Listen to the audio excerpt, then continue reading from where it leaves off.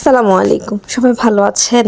আজকের ইফতারে যা যা আয়োজন ছিল তাই আপনাদেরকে দেখাচ্ছি। প্রতিদিনই ভাজাভুজি করি, বাচ্চারা ভাজাভুজি ছাড়া অন্য কিছু খেতেই চায় না।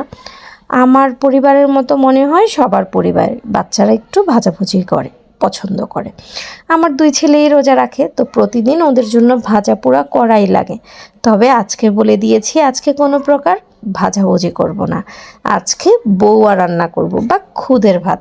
হাতে মেখে নতুন গোল আলু, ছোট ছোট গোল আলু দিয়ে এই বউয়াটা বসিয়ে দিলাম। আর সাথে তো থাকছে অনেক রকমের ভর্তা। বেগুন দিয়ে এই মজার ভর্তাটা খেয়েছেন আপনারা?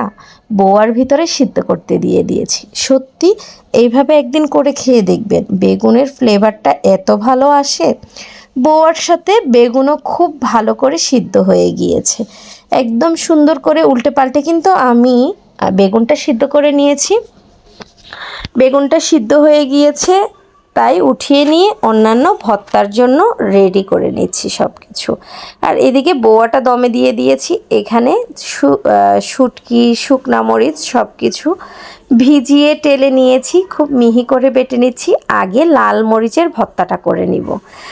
বাঁশপাতা চাপা দিয়ে লাল মরিচের ভর্তাটা কিন্তু বেশ মজা হয়। শুকনা মরিচ আমি আগে থেকে ভিজিয়ে রেখেছি, বাঁশপাতা চাপাটাও খুব সুন্দর করে টেলে নিয়েছি। কাঁচা পেঁয়াজ আর ধনিয়া পাতা হালকা টেলে নিয়েছি, তাহলে শুটকিটা তাড়াতাড়ি নষ্ট হবে না। আজকে তো খাবো থাকলে আগামীকালকেও খাবো, এই আর কি মনের আশা। এই ভর্তাটা তো হয়ে গিয়েছে, আর এদিকে বেগুনটাও সিদ্ধ হয়ে গিয়েছে। বউয়ার সাথে যে বেগুনটা দিয়েছি ওইটা উঠিয়ে নিয়েছি, একটু মিহি করে বেটে নিয়ে কাঁচা পেঁয়াজ আর কাঁচা ধনিয়া পাতা দিয়ে দিব। আর শুটকি ভর্তা করেছি যে ওই পাটাটাতেই করে নিব, অন্য কোনো মরিচই দিব না এই বেগুন ভর্তায়, কারণ যথেষ্ট পরিমাণ ঝাল কিন্তু পাটাটার ভিতরে ছিল। এই আর কি, বেগুন ভর্তা রেডি হয়ে গিয়েছে। আর এইখানে একটু লাল গোল আলু, টমেটো, সিম, কাঁচামরিচ, পেঁয়াজ সব কিছু একটু তেলের উপরে খুব ভালো করে টেলে নিচ্ছি।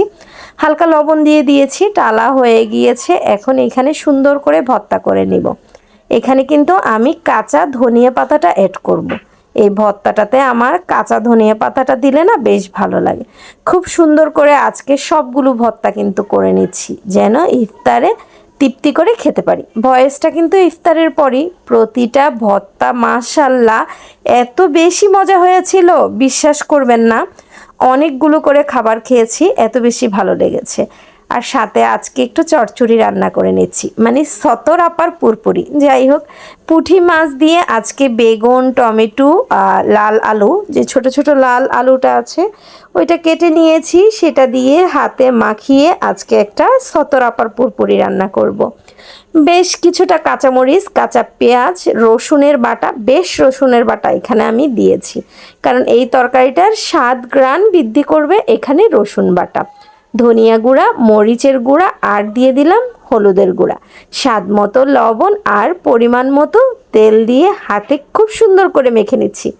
দেখেন যেভাবে মাখাচ্ছি মনে হচ্ছে না এটা কাঁচাই খাওয়া যাবে। সত্যি দেখতে এতটাই সুন্দর হয়েছে, মনে হচ্ছে এটা কাঁচাই খেয়ে নিতে পারবো। কিছু পরিমাণ পানি দিয়ে দিচ্ছি। মাখাটা দেখেন কতটা নরম করে মেখেছি, কালারটা দেখলেই বুঝবেন মাখার উপরেই কিন্তু আমি 80% রান্না করে ফেলেছি। তারপরে পরিমাণ মতো কিছুটা পানি দিয়ে দিয়েছি। এবার কি করব, ঢাকনা দিয়ে কম জালে রান্না করে নেব। একদম মাখো মাখো করে রেডি করে নিয়েছি সতরাপার পুরপুরি। কালারটা সুন্দর হয়েছে না? তারপরে আরও একটা রান্না করছি। রান্নাটা হয়েছে তেলাপিয়া মাছ আর কুমড়ো বড়ি দিয়ে মজার একটা রান্না। এই কুমড়ো বড়িগুলো আমার হাজব্যান্ডের বন্ধু, ওনার মিসেস মানে ভাবি আমাকে দিয়েছে, ওনাদের দেশের থেকে আনা কুমড়ো বড়ি। এই বড়িটা একদম লাল লাল করে তেলে ভেজে নিচ্ছি। আমাদের এলাকায় খুব একটা খায় না, তবে আমি শহরমুখী হওয়ার পর থেকে নানাবি খাবার কিন্তু শিখেছি। তার ভিতরে এই কুমড়ো বড়ি খাওয়াটাও কিন্তু আমি ঢাকায় এসে শিখেছি। সাথে তেলাপিয়া মাছগুলোও ভেজে নিয়েছি। সব কিছু ভেজে নিয়ে মশলা কষিয়ে উপর থেকে মাছ, কুমড়ো বড়ি একে একে সব দিয়ে নিব। সুন্দর করে ফুটাতে হবে কিন্তু, মানে মশলাটা এত সুন্দর করে কষিয়েছি, মশলার ঘ্রাণ যখন বের হয়েছে তখন দিয়েছি মাছ।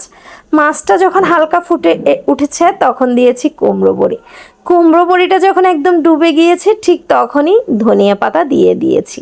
সব কিছু দিয়ে মিনিট কয়েক খুব ভালো করে রান্না করে নিয়েছি।